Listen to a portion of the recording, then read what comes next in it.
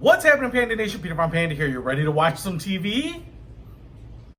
Well, I hope you are, because I just bought this. It's by TCL. I just recently kind of discovered this brand, although TCL is the fastest growing TV brand in America, and I can kind of understand why, at least on the price and the value proposition. I ordered this particular TV for a couple of specific reasons.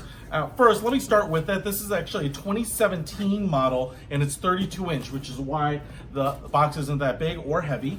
And so I'm just going to open it up here and see what that looks like. Now, I think the 2018 model is basically the same except for the resolution. So that's all I could determine was the difference. The 2017 is a 720p and the 2018 model is a 1080p. Now you might be saying, Pete, why did you do 720p?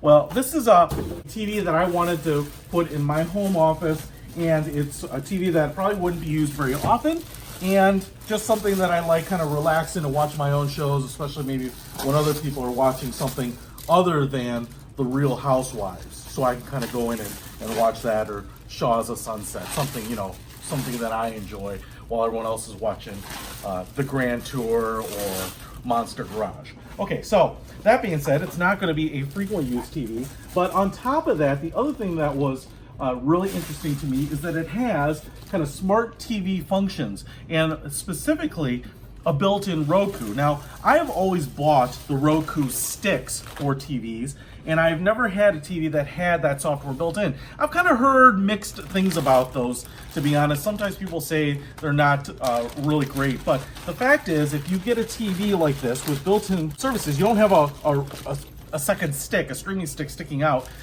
but more importantly, you get one remote. Now, you've checked out my reviews, hopefully, about the Roku with the enhanced remote and the Amazon Fire Stick remote with the enhanced remote controls, which use CEC HDMI so that you can power it on, so you have like a single universal remote. Well, the remote that comes with this, as you can see, has a Netflix, which I now have, Sling, Hulu, and Amazon. The only thing I don't have on there actually is Amazon, or sorry, Hulu. I do have Amazon too, so it's kind of nice to have these shortcut buttons all available there. It's a nice little, it looks just like a Roku remote actually, and I think that's really what they're advertising with the purple pad here. And then you can see we have volume controls on the side and a dedicated mute button right there, infrared blaster up front, and power button right up here. And so the fact is that I can just turn this on and I don't have to worry about a separate remote for the TV, you know, even if I don't need it, just losing it, right? So a couple of things that I want to mention about that is hopefully that all works perfectly, and we'll get that tested and set up, see if I can connect it to my Roku account and just make sure that that works. But the other thing that I really like about this, I'll show you, it comes with a power cable, which is kind of a dual prong right there. It even comes with two AAA batteries for the remote, it looks like. It comes with some screws here, which I think are for these feet. So if you can see here, the TV kind of stands up on its own. It's kind of interesting. Again, 32 inches isn't really big and it's not very heavy, but you might be able to see here, it's kind of got a hump on the back, and then down on the bottom, it's got a larger area that kind of sticks out. And so what we have over here are kind of those RCA plugs, video, left and right audio, if you have that. But then over here we have, looks like, which is really interesting, a reset button, and that's for the software controls, I'm assuming, you know, your Roku and Amazon apps that are all built in here. We have two regular HDMI ports here, but we also have an ARC HDMI right there, which is actually really nice if you want to add a soundbar, an audio out, 3.5 millimeter, a USB port here, so you can plug in a flash drive potentially, a cable coax in here, as well as an audio optical out. So between that HDMI ARC and that audio out, you could absolutely support a soundbar, which on something like this might actually be really useful. Let me quick get back here. I'm jumping all over the place. Sorry about that. It does come with these plastic feet, two of them. They're painted silver, but they are all plastic. They do have little silicone feet on them, so you shouldn't have to worry about them moving around. And what I'm assuming here is that you'll use two screws to mount these in there. But because of the hump on the back, it's actually sitting on the table here pretty nicely. Not sturdy or steady enough that I would leave it and use it that way, but I will put on those legs here. Now, the last thing that got me to buy this TCL TV is that if you look at a 32-inch TV, kind of got a nice piano black, very thin bezel. Actually says Roku TV down here. Definitely advertising that partnership, that integration. The fact that you can buy this TV that has all those apps installed, this size, in HD, enhanced remote, everything you need right out of the box for 130 bucks. Seems to be a no-brainer. You know, I've been looking at 32-inch TVs to put in there and then assumed I'd spend another 40 or 50 bucks on a Roku streaming stick or maybe an Amazon Fire streaming stick. And so by the time you're at 130 bucks for the TV, which is kind of a typical price for something like this, and then you throw in another 30, 40, 50, 60 bucks, you're almost at a couple $100 with tax and shipping to kind of get this. Now this TCL has all of that included. So first thing I'm gonna do is get the legs installed, powered up, and then we'll take a look at the interface. All right, I got the feet on here. They just get notched in. There's a couple of detents to position them, and then you just screw in the bottom. I also want to show you on the bottom here too, there is a little bit of a power button and then menu, and as well as a forward and back control panel. So that is on the bottom. So I guess if you want to turn it on manually, you just reach underneath the bottom and set that up. I also want to point out that the speakers, at least the obvious ones, are on the bottom. So they have two big speakers flanking that power button. So that's where that is. So the sound is going to come from the bottom. Now I'm just going to go ahead and plug it in here. Got it plugged in, and it's coming on here, and it actually says TCL Roku TV right on the splash screen. Now obviously this room is really bright and well lit, and obviously you can see it here, so that's certainly not an issue. And because I haven't set this up yet, it looks like we come to this main screen here. So I've got the button, or the batteries installed here. I'm just gonna hit English, United States, set up for home use, absolutely. It's looking for my wireless networks, and Detroit Lions it is.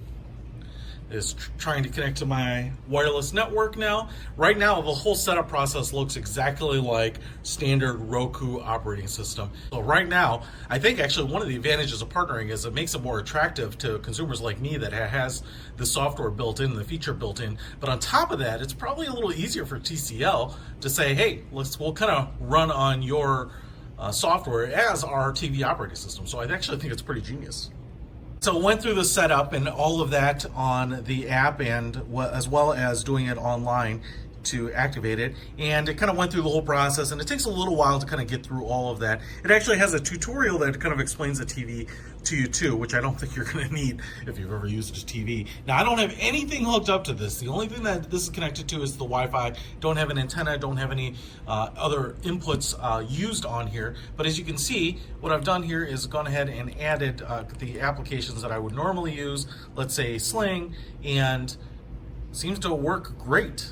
So, you know, I was just kind of going around on these things, and it absolutely seems to work just as well as any other streaming stick, which I guess you shouldn't be surprised on, although I've heard, you know, people complain about it. So you can see here, go into my Sling program and just start watching anything that tickles my fancy. Now, one thing I want to show you here is the volume button, and I want to test out the audio on the TV. Right? Bathroom and bed, obviously. It's like they got a nice TV for you in case you... And mute. I tell you what, the audio is pretty good. I mean, I know that we didn't hit anything overly interesting there. How about this one? Lost World. So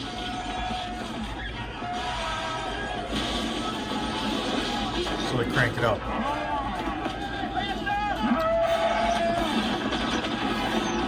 All right, I would say, you know, the audio is fine. There's not any real heavy bass to it, but the clarity is just fine. Even when you crank up the volume, it's not exactly like it's deafening. I think if you really want a good kind of movie experience, you're going to want to hook this up to a soundbar, but then again, you're also probably not depending on and living by a 32-inch 720p TV. Now, like I said, I could have stepped up to the 1080p TV, and I think it was about $30 more, and if I were rich, I certainly probably would have done that, but like I said, for a limited use TV, for something that, you know, I'm really just trying to save money by getting everything integrated, I think this is absolutely perfect. And the picture quality looks pretty good, you know, resolution, color, rendering, you know, I will probably tweak around in the settings a little bit to just kind of dial it into whatever the ambient light in my office ends up being. Now, one thing I do want to do here is I do want to shut it off. And the reason that I want to do this is because when you shut off a TV with a Roku in it using the enhanced remote, I actually don't think it turns off the Roku. It just turns off the TV.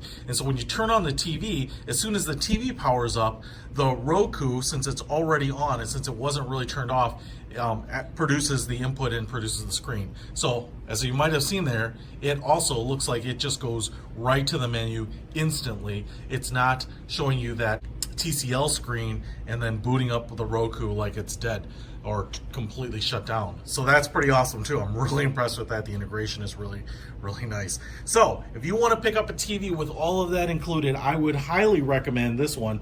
You know, like I said, 134 bucks. It came Amazon Prime. It's going to work great for me.